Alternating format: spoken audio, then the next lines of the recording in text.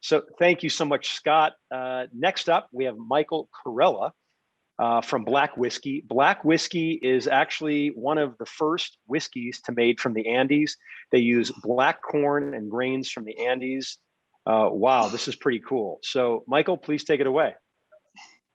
All right. How you guys doing? Great. Can you see me? Yes, sir.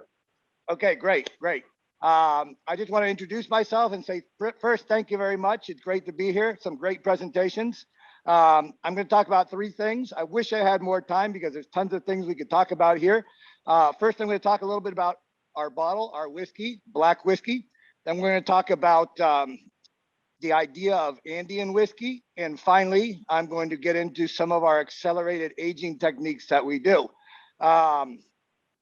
Unfortunately, my wife's not here, but she and I are the founding partners of the distillery. About almost 6 years ago, we came up with this idea to use Andean black corn in the making of a whiskey.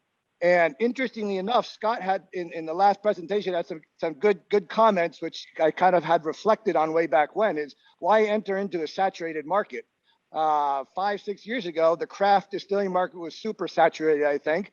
But we came to the conclusion that with a new type of corn, a new grain, we would have a niche entry into the market. And in this case, this kind of corn, Indian black corn, it only grows at 6,000 feet or above. And in our case, we have a group of farmers that are planting and harvesting at 10,000 feet above sea level. So this is super cool. If you check this out, this is our bottle. All right. We also do a bunch of other products. I'm not going to focus on the other products, but over the years, we've rolled out some new products. Let's get back to the whiskey though. Our whiskey is a bourbon style whiskey. We are the only distillery in South America making a bourbon style whiskey. In this case, our mash bill is 60% Andean black corn, 30% malted wheat, and 10% malted barley. And why all that wheat? One of my favorite types of bourbons are wheated bourbon. So I'm going to make something that I like, basically. Another interesting part of our process is, we do everything from grain to glass. Everything is basically sourced by us. We cook. We have a 10,000 liter mash tun.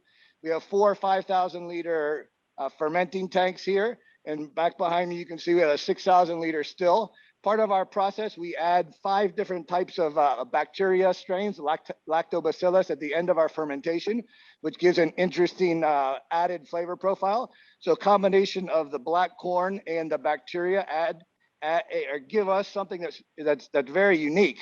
We're going to kind of walk around a little bit here so you can see a little bit of the distillery. I don't know if you can see behind me. We have 4 different stills, a large still here, and you'll see the other stills as we keep going. I want to switch over to what is Andean whiskey.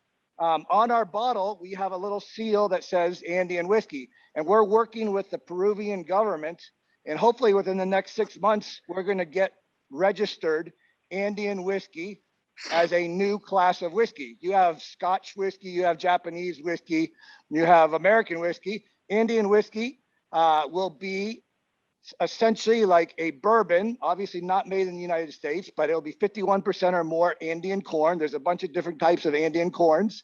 And the remaining grains, which are not malted grains, would have to be Andean grains. So that's a really cool thing. Once we get that, we're hoping to get a denomination of origin for our black whiskey made in Peru. Actually, I'm in Peru, South America. The last thing I want to talk about, all of our whiskey is aged in barrels, in full-size barrels, for approximately 4 years. But in order to accelerate that process, we've developed this set of equipment right here based on the patents from Lost Spirits, from Cleveland Whiskey. And essentially, really quick, we have a pressure vessel that we can heat up, that we can apply vacuum, suck off the high volatiles, pass it over here to this set of lights. And essentially, I'm told I'm running out of time. But any questions about that, I'm happy to answer. Okay. Thank you very much. Thank you, Michael. Great job. I'm going to bring Patrick in to kick us off with the Q&A. Patrick? Thanks, Bill.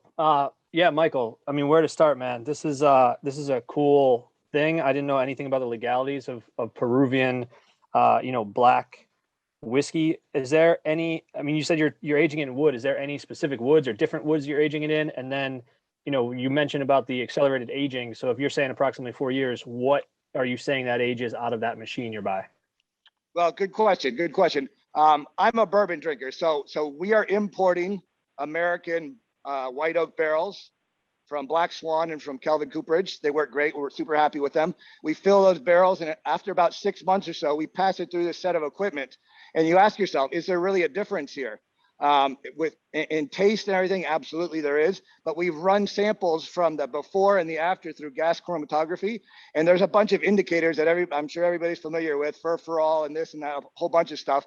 And if you compare the before to the after, our after is more like a 10 to 12-year-old whiskey. Now, we're not saying that to anybody. We're not marketing like that. We don't put an age statement on the bottle, but the fact of the matter is the process works and our end product is awesome. Great. Ryan, can I kick it over to you for a question? Sure. I was going to kind of piggyback off the maturation process. Right now you're saying 6 months in barrel, then you're kind of doing No, wait. That was after 6 months, we pass it through here, then it goes back into the barrel. So it has a total lifespan of about 4 years in the barrel. Got it. Okay. So you're doing that and then putting it back in the same barrels, I guess? Absolutely. We're not avoiding or trying to avoid the normal barrel aging period. We're just augmenting, accelerating the whole process using this set of equipment. Got it. And so, I mean, that's the plan, is to keep that part of your process indefinitely, or is that just a time period standpoint from? No, it works great. So it's now part of our process. This set of equipment here, we refill it basically every week because it's a week-long process. Unfortunately, we can only process 3 barrels a week. So it's not that many. At a certain point, we're going to have to get some more pressure vessels and lights, et cetera, et cetera. But right now we're filling about 1,000 barrels a year, about 800 barrels a year at our current production rate. And where are you being distributed outside of Peru, or just in Peru right now? Oh yeah, good question. We are in Taiwan, we're in Australia, we're in Germany, we're in Peru, and a couple months ago, about 3 months ago, we got the States. We're in South Florida, we're in New York, we're in Chicago, and we're all over Texas. Okay. Got it. Thank you. We've got about a minute left. Sly, can I hit you up for a question, please, or a comment? This will be our last question of the day. Yeah, by the time no pressure. Okay, so without putting a lot of thought, because I was so busy writing notes, because this again is a new all this. How are you knowing your audience best? Like with so many, being Peruvian and you being in Taiwan and Australia and Germany, and then you're also in the U.S. Like how are you knowing your audience best when you have so many different outside the U.S. and taste profiles and expectations are different. That's a really good question. We got 30 seconds, Michael, 30 seconds. Yeah, it's a really good question. It's really tough. I'll be perfectly honest with you. Fortunately, my wife right now is working in Miami promoting the brand. My partner lives in Texas. He's promoting the brand there. My other partner is going to Bar Convent in New York, and every market is completely different. In Texas, the whiskey clubs are huge. In Miami, it's more the bar restaurant scene. In South America, it's also completely different.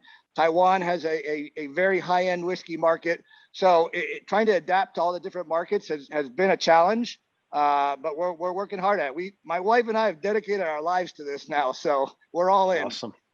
Well, thank you so much. Appreciate your time. I want to thank all of our contenders today, certainly all of our judges for their time. The presentations were great. I got to say, this is at the top of the list for all the presentations the whole summer. So this is a fun category, and certainly I learned a lot about all the brands today. So thank you, guys.